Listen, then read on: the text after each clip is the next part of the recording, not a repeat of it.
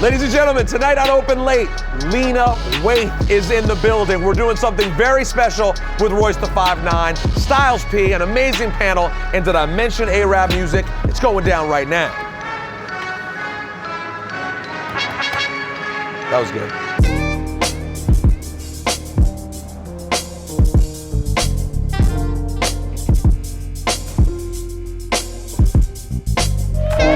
Ladies and gentlemen, welcome to Open Late on Complex. My name is Peter Rosenberg, but before we do anything on this amazing show tonight, can we say hello to my friend, our one-man band? His name is A-Rap Music.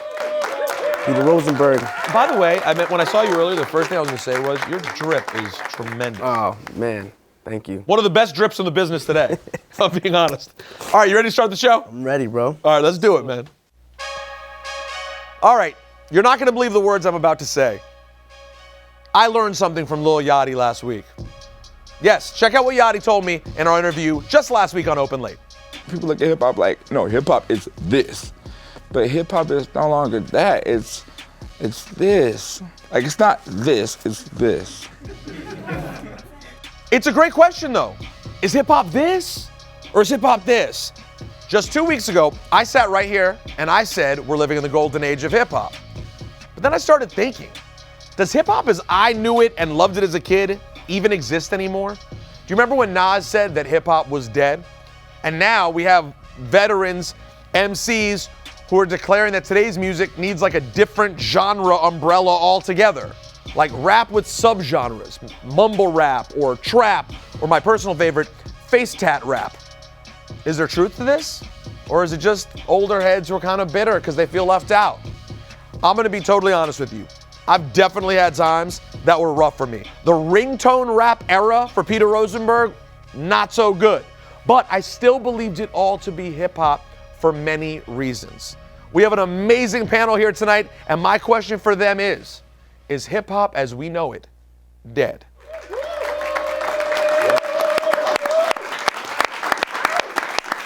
So, ladies and gentlemen, back by popular demand, he just got out of a doubles tennis match on the Upper West Side, and he's the host of BET's Pull Up. Give it up for my guy, Mouse Jones.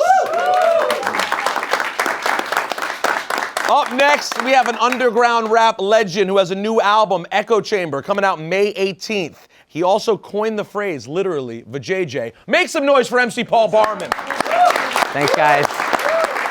And lastly, a New York legend. A founding member of The Lox, one of my favorite voices in all of hip-hop. Plus, he has a new album called G-Host, dropping tomorrow. Make some noise for my guy, Styles P, the GOAT. Yeah. SP. What's good? I'm gonna start with you. Yeah. Is hip-hop as we knew it, the MCing, the DJing, the b-boying, the graffiti, the essence, is it dead? Nah. I say it's always been whack rappers. It's been whack rap since the beginning of time to now. Facts. Like, Amen. so it's just whack shit. It's whack shit. It's not fully done. I think we have to take into context all the things that's along with rap. Paul, let me ask you, do we need subgenres in hip-hop? I don't think we need genres in of any kind anywhere. It's akin to the argument, is it art or not? Yeah. Like, who cares if it's called art or hip hop? To me, the questions are, does it help you as a person? Does it inspire you as a creator? And you're finding lots of hip hop these days that still inspires you. Absolutely. Do you know Arm & Hammer? No. You got to check out everybody check out their Great album baking Rome. soda. Really, man? Great Shame on you. Great- That was beneath you. Brilliant baking soda. And now here's the question I'll ask you, Mouse, but what about this? When you hear an artist like Post Malone, who just dropped a really dope album, I really enjoyed it. I can't necessarily label it, it's not a rap album, Not at but all. people are calling him a rapper. For that reason, do we need subgenres within hip hop? No, we don't need subgenres in hip hop. I think, like SP said, like there's always been whack rappers. So if that's the genre we're gonna call it, let's call it whack rap then. Are you putting Post Malone in the Yes, no, I'm not just putting him in there.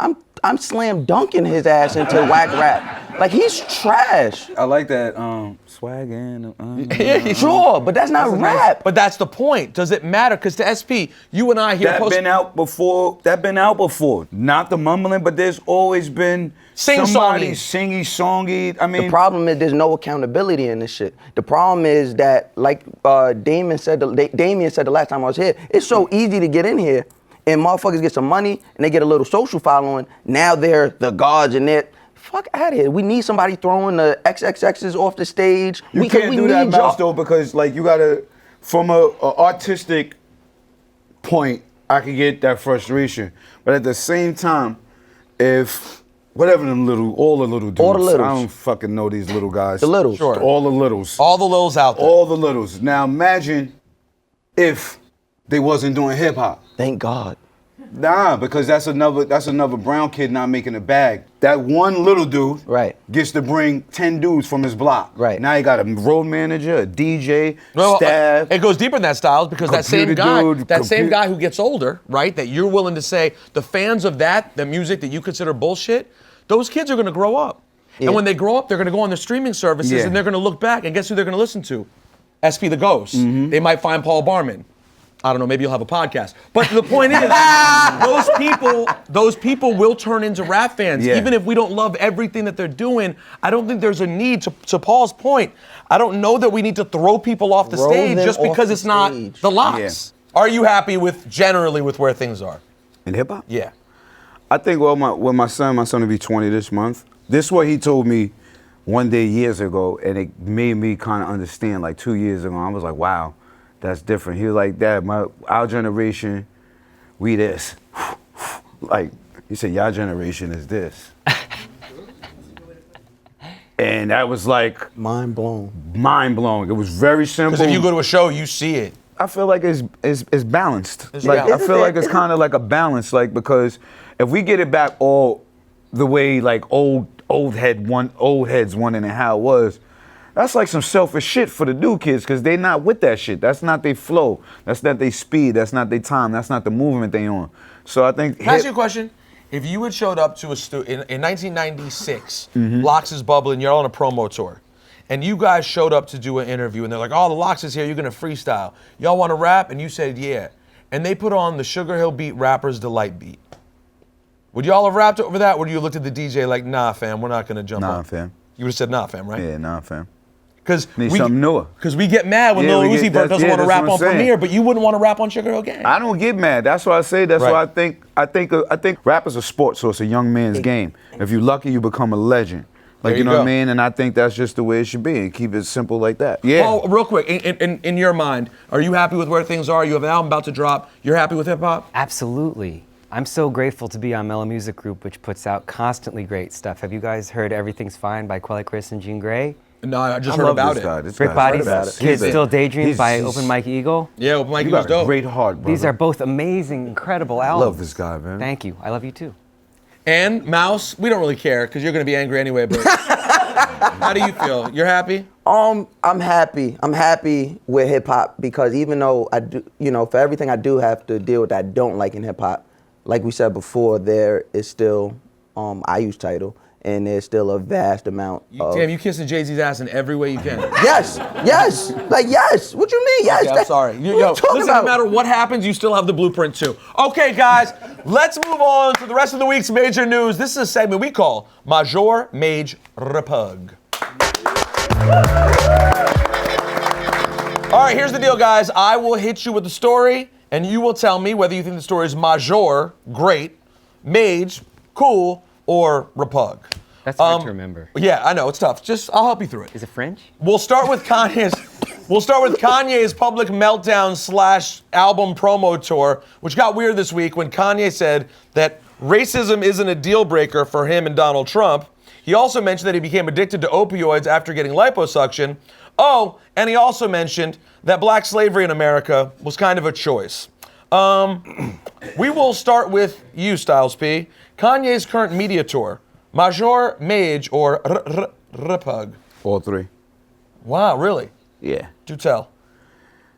It's garbage because of the content. It's major because who he is, and it's in between because why the fuck are we even paying attention to it? I'll make some noise for that. Why are we? I don't get it, man. Like, I don't get why people are so hurt or so connected to this dude when, if you look at it, Kanye never been for us, right? Like he's never been for us. Oh, he spoke up against George Bush. George Bush don't like black people. And that was huge black and he was on a run. moment. I respected that. He was on a run. He was part. That was part of him building what he was trying to get across. To me personally, I never felt Kanye was one of us. He comes in the game dressing like everything that's not hip hop at the time. And although fashion wise we followed that trend, when he steps in the game, he's not dressing like hip hop. He didn't want to be associated with what we look like. And that is no different than you're saying now, where he keeps telling people, I'm not just hip hop. Exactly. Paul, you are someone who loves hip hop, have your entire life. Are you hurt by what Kanye's been saying? If everything he's doing is to press our buttons, why are we letting them get pressed, Peter? One other thing, I agree with why you. are we just acting like we know his mind state of what's going on around them? Right, who are you to judge? Who am I to judge? Who is anybody to judge? But we have to really start saying, instead of judging, let's look at the mind state, what's going on, the actions, the people around them. Stop giving them power where this fucking crazy shit actually means something. Like, keep it to the music, keep it to the dope Adidas shit, keep it to that. And when it comes to politicalness and all that, why the fuck are we Block it listening? out. Why would you listen? Like, you have to ask yourself, as a human being, why the fuck am I listening to what Kanye is saying about Trump? Like, what makes, music is great, sneakers are great, but what the fuck am I listening to what Kanye is saying about Trump? Right. There's a fucking billions of people you could go to before you decide to listen to Kanye. Everybody knows somebody that's poor like Kanye. Like, yo, my cousin, this nigga's crazy. He was talking about he likes Trump. Fuck out, yeah. Like he bugged. Like I know. We going for. He said Trump's my man. He was saying Trump's my man. He gonna get the money in. And like, you know what I mean? You got like, so you got to just go rock with Kanye's music and sneakers. If you don't like it, don't rock with it. And then think of him as your crazy cousin who you pay no mind to. And then he's your crazy cousin that's bugging right now. I appreciate that. All right, one young artist who I really mess with is a kid named Ski Mask the Slump God. And now, after a dispute with his management, he has decided to intentionally leak his own mixtape, all right? My question for you, Paul, is the decision to do this, major, mage, or repug? What difference does it make? Well, I don't know. I would think maybe you as an artist would think, there was a time when you first came up where if you were limited by something that management or a label did, you'd be like, well, that's it. You might get shelved. You might end up quiet for 10 years. Now now you have the option to do whatever you're going to do. People can't stop you. He leaked it on his own. I think, I think he might make 5 cents less than the 2 million streams he's not going to get this time. I don't know what that means. I was looking at your face to see if you was getting it. That's what I was doing. This is my only one. You lost me. Yeah, I didn't understand. I think it's yo, you go Ski Mask the Slump God. Way to go. That's major. At least I like that. I like your mock version of it. I like it. This week, J. Cole became the first artist to simultaneously debut 3 songs in the Billboard Hot 100. Mouse Jones, J. Cole's trifecta, major, mage, or repug. It's mage. I'm gonna say it just like his music sounds. It's mage. Like, that's good. Oh, you won't say repug. Good for you. You're growing. No, like this is cool because it's an artist and it's a socially conscious artist, and it's 3 songs debuted. It was decent. Notice what I'm saying. I'm not saying the album's bad. That's why it annoys me so much, because it's like you and your internet cronies got together. Is this the right time to diss J. Cole? Like, let's all diss J. Cole. I didn't know the album was coming out. Why is everyone, to me, the album, and I'm not saying J. Cole isn't Kendrick to me. I don't have him in the exact same light that I have my absolute favorites or Hove. Mm-hmm. But he's right there in a really high tier. He says some really great shit on this album. 1985. You gotta stop going with your own tier of where somebody's at because they're your favorite. Why? That's not J. Cole is right next to Kendrick. That's fine. No disrespect. No. Y'all fucking bugging. Why are you doing this to me, Stop? Why are you doing this? Y'all are bugging, dog. He's on the same tier. J. Cole is fucking nice, man. I don't care how boring they say he is, whatever. It's because I think for somebody to be able to sell that story, repeatedly, that's fucking amazing, dog. That's like I'm a big J. Cole fan. Actually. I can tell, and I love it. I'm a big Kendrick fan also. No, but Cole's amazing. It bothers me. I don't see where y'all got Kendrick a notch over Cole. Like He doesn't. That's not flying. But with me. Styles, your man Mouse That doesn't ain't think. fly. Like that's the same tier of rap. No, it's not. Yes, it is. It's That's not the same of tier. rap. They might be able to. Hey, Kendrick rap may be a bigger star than J. He's Cole. a better rapper than him. He No, makes he's better not. music No, he's than not. him. And Kendrick is a great rapper. They're both great. No, he's not. Kendrick I think came out the box with I two- think J. Cole gets the short end of the stick. Which well-deserved. Because you know what I look at Kendrick as? Kendrick is a better millennium, not even better. He's a new millennium version of Kool Keith.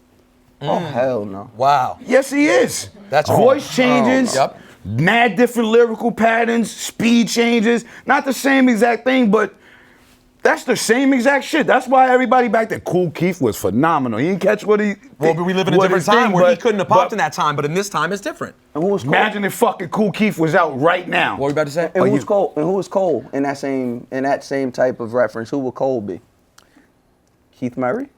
I have a suggestion. Not at for Hold all. that. on, I want Paul to settle. My Not at all. suggestion for His that would be content wouldn't the be the category is self-produced MC, which is a very rarefied and amazing category. I don't know if that matches up with the Kool Keith analog. No, it does. Kool Right. Keith Kool is a Keith self-produced self-produced. MC, Yeah. and so is J. Cole. That's a Yeah. great point, Paul. Kendrick is not that. Kendrick is different. And the music sounds better for it. Fair point. All right, ladies and gentlemen, give it up again for tonight's panel. I am about to sit down with the great Lena Waithe, but first, I was walking my dog Bear the other day on the Upper West Side, and you will never guess who I ran into. It's New York City. You never know. Watch and see.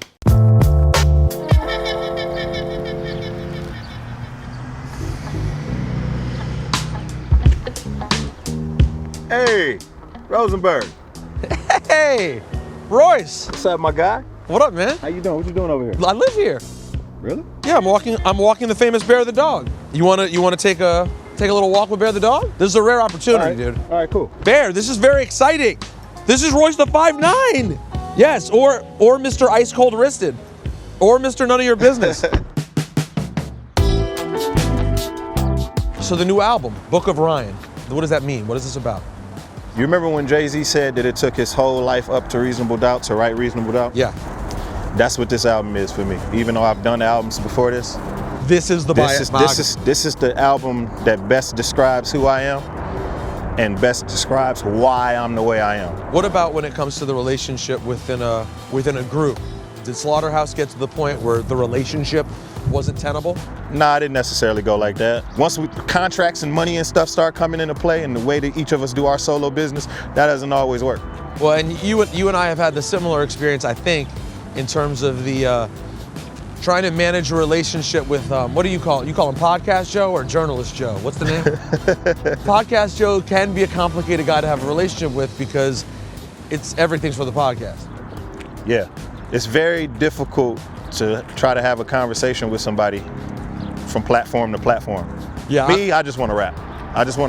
I'm not really here for, all of the extra stuff. You don't need to hear about things your friend thinks about you through his fans on Twitter.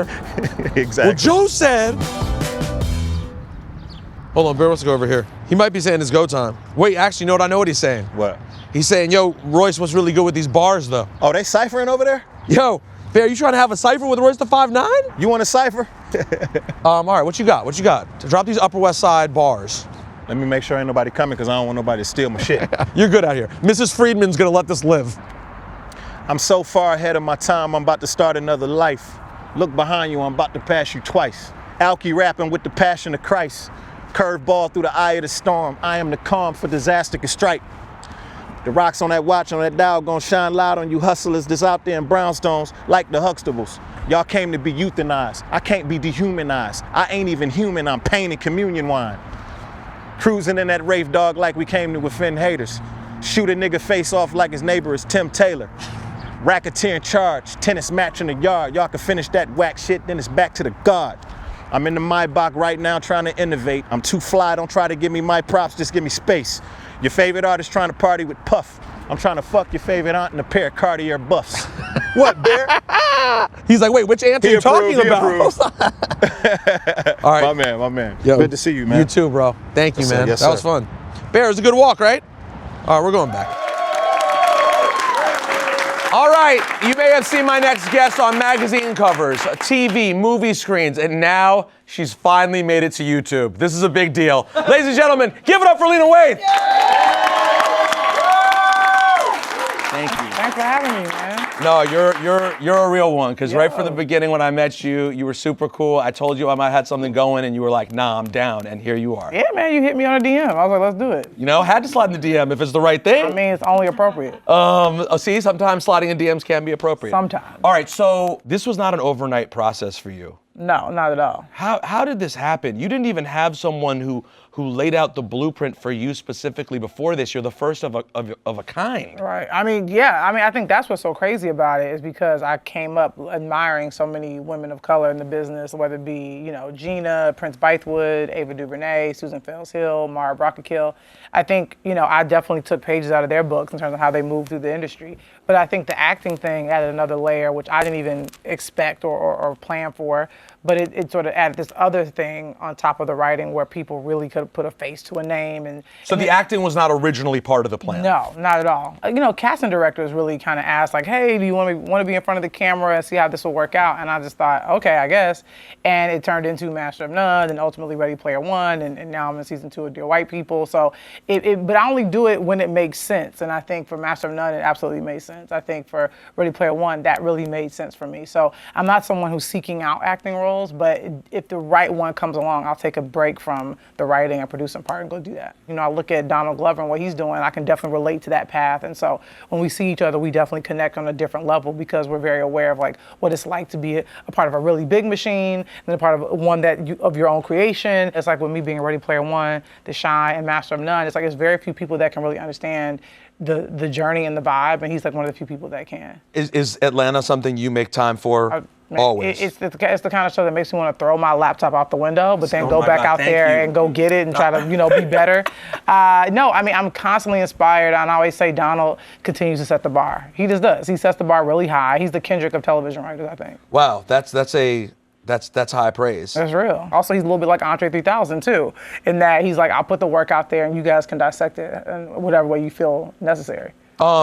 Okay, so you talk about being a queer person of color. Mm-hmm. 10 years ago, just saying casually in conversation, queer person of color would have been like a drop the remote sort of moment. So it's an amazing impact you can have on people's lives. Yeah, I hope so. I hope I'm really setting a path for people to come and be themselves. But the sad part is I still look around a lot of my peers who I know personally are gay and they won't say it publicly. So how do you handle that then? Look, everybody's path is their own. But I definitely think, I just always still find it to be a little odd because half the people that I know that are people of color that are also queer aren't like super famous. And I always think to myself, I'm like, well, you get a really nice write-up if you were just honest about Yeah, I don't know if you know this, like, queer people have love for each other. Like, this would actually be kind of cool. And I'm not saying be gay for pay, but I'm just saying, like, it's so strange, because it's like one person where I'm going, like, you get a really nice write-up, dude. Like, straight up. And, like, and then what happened is I think there's something about our society that embraces honesty now, because we live in such a world where, fake news or lies, all that kind of stuff are running rampant. But the truth is, I'm like, if half these cats, even some of these musicians, some of these like R&B singers, like claiming to be singing to a girl, it's like, you don't have to be Luther Vandross. Like we've come a lot further than that. But yet they still are. Not to mention, that lane is still sort of open. Like you could be one of the first of a kind. Yeah. Where it's like you're iconic. You go from being middle of the pack to sort of an icon. But again, I understand. Look at Frank Ocean. Here's the interesting thing, like his music is also phenomenal. Right, he's unusually talented, right. But I think the reason why it's phenomenal is because he's not afraid to be himself. He wasn't afraid to write that letter because he's like, I'm not gonna change the pronouns, on Forrest Gump. Like, I'm not gonna do that. And by the way, he changed the world that we live in. Absolutely. Like we're living in a time where like artists really have impact. It's interesting because somebody actually made an interesting point about Big Frida. Their music is very much, running through Beyonce stuff and running through Drake's latest The new record. Drake record, yeah. But they're not in the video. You know what I'm saying? The music, the voice is on the record. Right. And that's no shade to them, but it's just sort of like, oh, like it's like we're of the culture. Like half the shit you hear the Kardashians say, like that's straight from Paris is Burning. They may not even be aware of it. It's like that moment when Anne Hathaway's wearing the blue sweater and The Devil Wears Prada. Yes. Like she thinks she pulled that out of a box and and it's ready made. But the truth is the culture that everybody is saying and repeating is straight from, queer black people who, every day when they walked out their door, they had a target on their back. We live in a world now that is seemingly more accepting of things that are gay or queer. Is there anything that still happens all the time that bugs you? I think the biggest thing that's frustrating to me is the lack of education people have about the trans community. The fact that people still use terms like transvestite. I still have to correct people from time to time that that's not an appropriate term, or acting like that community are freaks or lepers. I think they very much are, in this space where it's okay to still beat up on them, and I think that's a big reason I spoke about this when I won a GLAAD award. That's why I say I'm queer.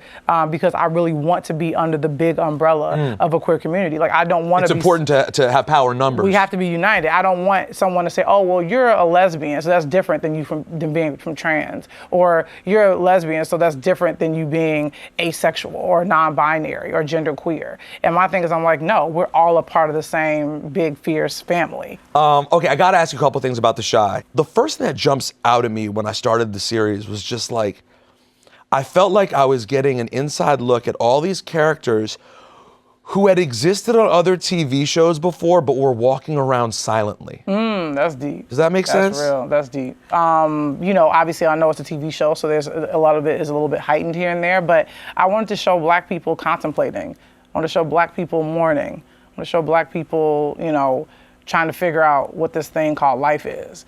Because very rarely do we see that. You often see black people in very comfortable positions, whether it be singer, rapper, drug dealer, dancer, trying to get out of their hood, athlete.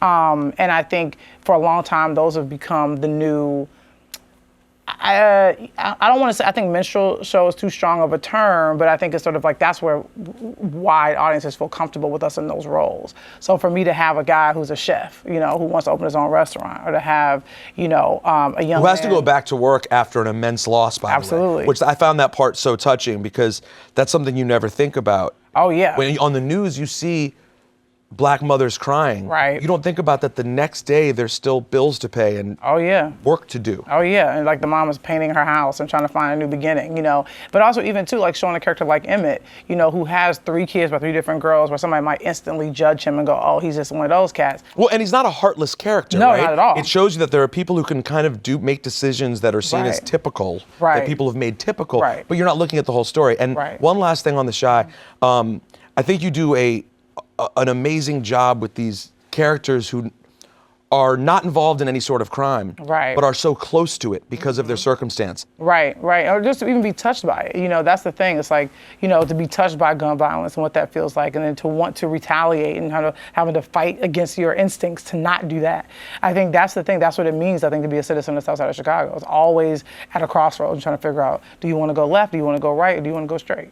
And all of those decisions, some of the decisions, as you see on the show, are so small and affect everything. Guys, if you can't tell, you should watch The Chi. It's absolutely incredible. All right, now we're going to do something that I do with everyone. I'm a DJ. It's time to dig in the crates with Lena Waithe.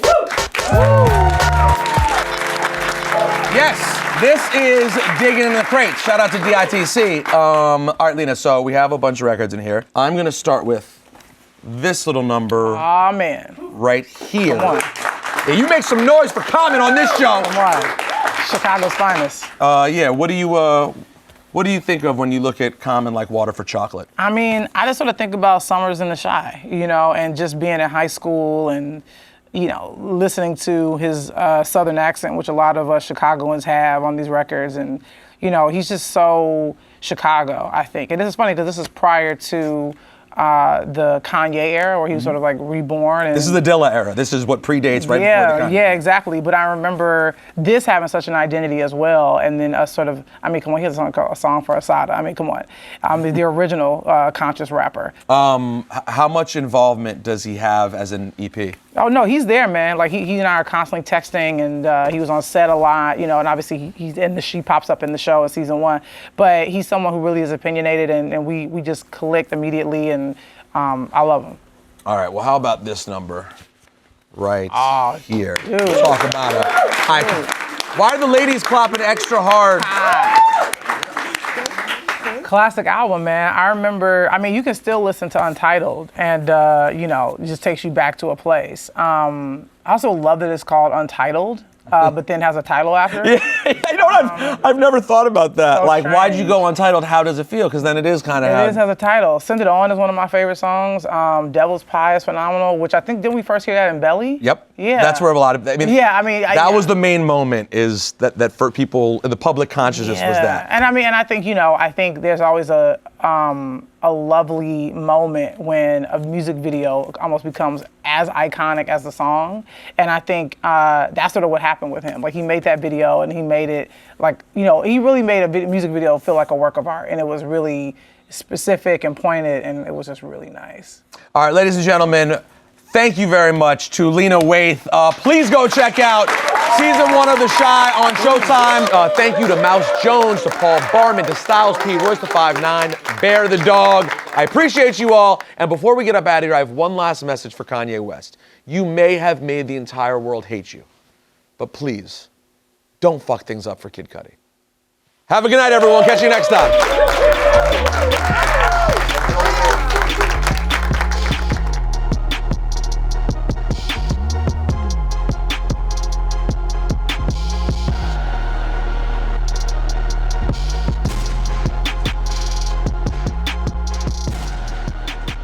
Hey, thank you guys so much for watching. Open Late is always open on Complex's YouTube channel, and so are all these amazing shows. Check them out.